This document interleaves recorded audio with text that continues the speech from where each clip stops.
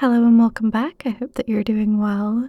I am now back across the pond in the UK again, and it has been an interesting few days since I got back.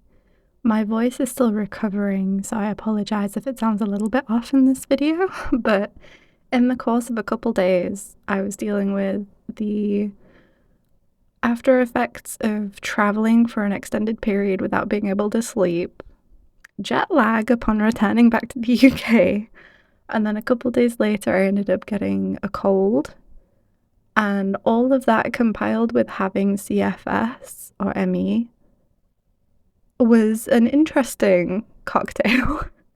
So we're in for a little draw with me today, but it is a jet lag slash getting over everything going on kind of draw with me. I filmed this sketch with me a couple days ago, and I've just been waiting for my voice to get a little bit better before doing the voiceover now. But we start off with a copic marker underdrawing for a head. So I'm doing some head drawing today, just chill and getting some practice in. I start off with, as you can see here, I think it's a dusty pink. I'm not sure what the name is. Hang on, let me grab it. Pale pink. Pale pink RV10 is the name of the marker, just to put in some basic shapes and map out areas of the face. And then I end up going over the top with ballpoint pen, and I use a blue Bic ballpoint pen over the top of this one. And then in the next drawing, I use a 4B clutch pencil, which I showed at the start. It's a Mitsubishi clutch pencil, and the lead inside is also Mitsubishi 2mm lead, and it's 4B, which is pretty soft. It's Japanese lead, and the Japanese graphites tend to run a lot softer than European and American and other brands from across the world. I've noticed that Japanese leads tend to be the softest out of every brand I've tried in terms of region. And comparing, say, that the HB, which I also have the HB of the Mitsubishi, to my 2B Faber-Castell lead that's 2mm as well. The HB is actually softer than my 2B from Faber-Castell, so it's a pretty soft lead, but it works nicely on this paper, which is the Stillman & Byrne Epsilon paper, and the smoothness still picks up the graphite nicely. I've been enjoying using graphite on this paper. I do tend to gravitate towards more smooth papers, but there's enough tooth on this that it works really well with ballpoint pen, which is what I'm using now. So I'm mapping out the areas of the face that I want to add in. The eyes are going to end up getting more detail added to them as I go, along with other areas of the face as well. So basically it was a process of doing some final confident lines in ballpoint pen and then building up the detail and also line weight as I was going. And I did a very different process for the second head, where I just went straight in with graphite and then just built it up with only graphite over time. And I like to play around with different methods while I'm sketching, and it not just freshens things up, but I also just enjoy using different materials, and it also allows me to experiment with different methods, different focuses when I'm drawing as well, because sometimes you have different focuses when you're using different materials. One of the things that I found really interesting about this reference though was her hair. The reference for this head is by Jookpub Stock. It's JOOKPUB Stock, and you can find them at jookpubstock.com, and they have free references for use for artists studying, and that's for the first head. The second head, you can find the reference on my head drawing Pinterest board. My Pinterest account's Dana Faye Art, and I have some of my studying reference boards public so that you can see the references that I use when studying. And yeah, I found the hair really interesting in this reference because it was pinned back with the 3 hairpins. And I also really liked how the hairpins were pulling on the hair at the front, especially the middle pin. Between the middle and the lower pin, you can kind of see the hair being pulled up, which I tried to show a little bit in a simplified way in this. My main focus was on the face and the head angle rather than the hair, but I still wanted to capture that particular detail in this. And yeah, so that's a little bit about the actual drawings, but to catch you up on what I've been up to and what I'm going to be up to, I'm going to first of all talk about October because, as we all know, October is the season of art challenges, and I'm going to be participating in Peachtober this year. And last year I participated in Inktober. It was my first time doing Inktober, and I did a bunch of YouTube videos on that whole experience and preparing for it as well. And I did the full 300, not 300, bloody hell, the full 31 days. And that was intense, especially managing a chronic illness on top of that, and also working and studying and everything as well was very intense, but I'm glad that I managed to attempt it and complete it. With Peachtober this year, I'm going to take a slightly different approach just to handle it around my life and my health a little bit better. I am going to be doing a weekly version.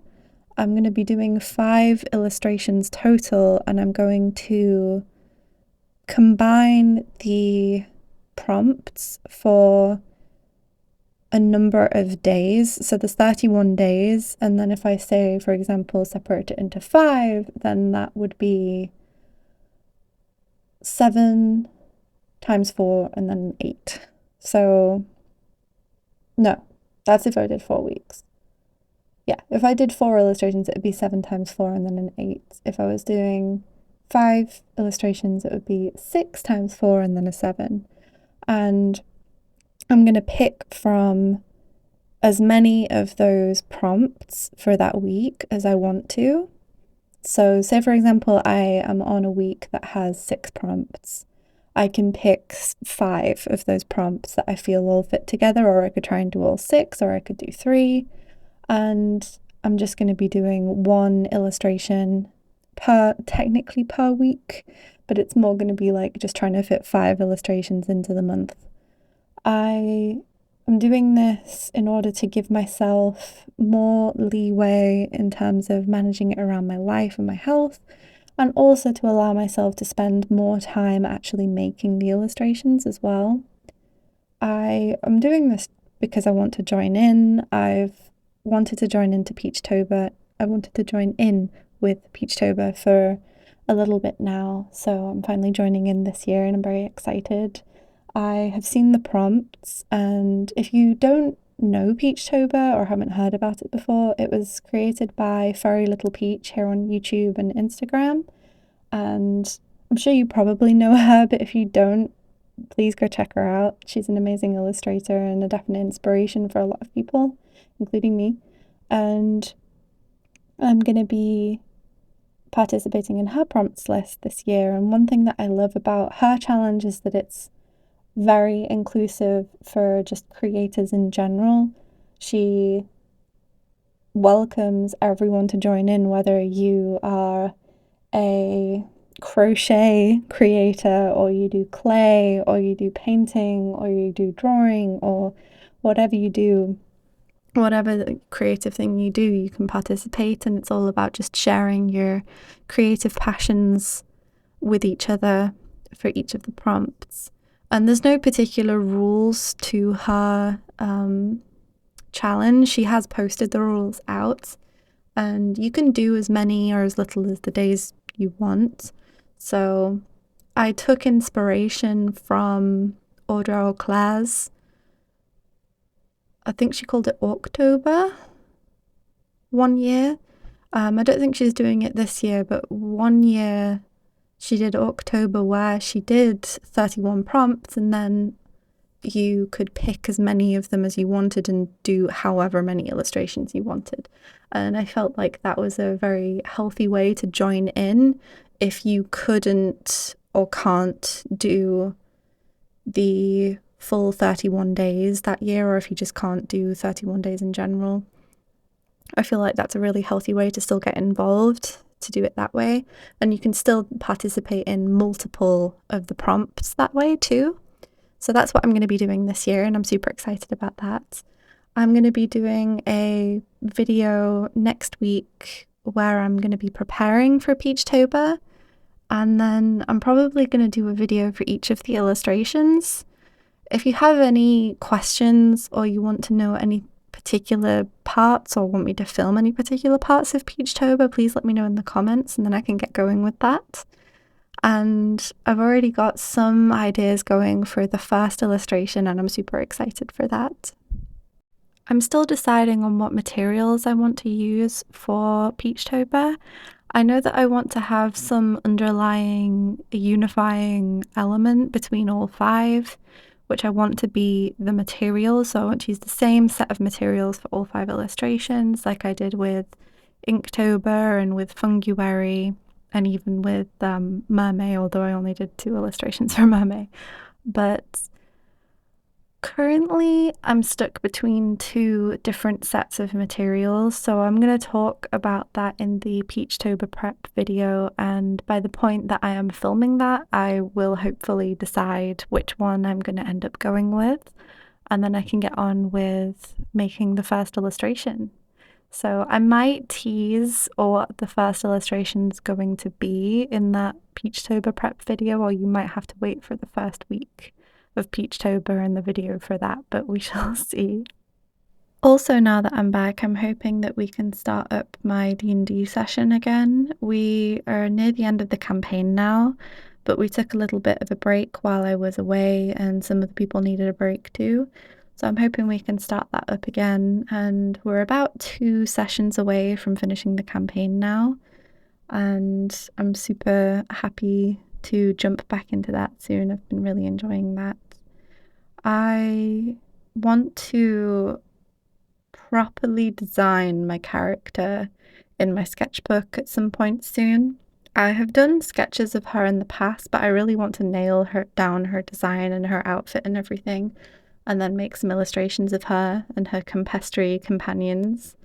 I'm playing an Eladrin in autumn form, and she is a homebrew class. She is an arcane pastry baker, which is a 5e homebrew class, and it's been a very fun one to do. I basically, rather than crafting weapons or crafting things to like throw and use, I cook cookies and cakes and things, and those will buff party members or they'll debuff enemies and things like that. And then the rest of it is mainly fire magic, but my rolls whenever I use fire magic are terrible. I tend to get all of my high rolls in my 20s when we're doing the more role play element parts of the campaign, and then when I try to cast fire spells in combat, it just doesn't go well. But thankfully my companions, or some of my companions, make up for that when it comes to the actual combat. And one of the things that I did end up gathering during our campaign is a little army of compestry, which are basically animated singing mushrooms, and I have a whole host of them. We ended up rescuing 2, and I brought them along with us, and every time we have a long rest, I can roll a d4, and whatever number I get is how many more have multiplied from the 2 I already have. And I have to name all of them as well. And I have a little list on my notepad for the campaign with all of the campestri I have and all of their names. And they did actually help us get an item at one point because we needed to get, well, we didn't need to, but we came across a magical axe stuck in a tree stump, I think. And none of our party could meet the strength check. And I am obviously not, my character is obviously not a high strength character. She's a charisma based character, and I think strength is one of her lowest stats. But I suggested an idea of basically forming a line of me and the campestri all pulling on the axe together. And our DM was so amused by the idea and image of that she let me do it. So with the combined strength, because each campestri has one strength, the combined strength of me and all of the campestri that I have met the check by, I believe, like 1 strength or something. I think the check was like near 18 and I had 19. It was something like that. But otherwise we wouldn't have been able to get this magical axe. And yeah, my character seems to really shine out of combat. Speaking of D&D as well, I'm very interested in picking up Baldur's Gate 3. If any of you have played it, let me know in the comments and let me know if you've been enjoying it and what you've been up to in that.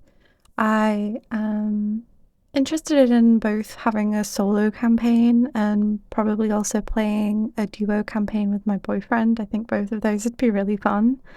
And I'm always looking for games that we can both be playing together as well. We've never been in a traditional D&D campaign with multiple people together at the same time, and I kind of hope that we can do that in the future. I know that there's a Final Fantasy 14 TTRPG coming out next year, and that has a warrior class, so that might end up tempting him into playing a roleplay game, but we shall see. But here are the finished heads, and I added a block-in background with the acrylic marker that I showed at the beginning, and that's the Molotow black acrylic marker. I love just adding in the blocks just to pop out the sketches sometimes and to just sort of unify the page together. You'll also see a little sketch that snuck in after I finished filming, but before I filmed this outro here, so yeah. But thank you so much for watching, and I'll see you next time for Peachtober. Bye!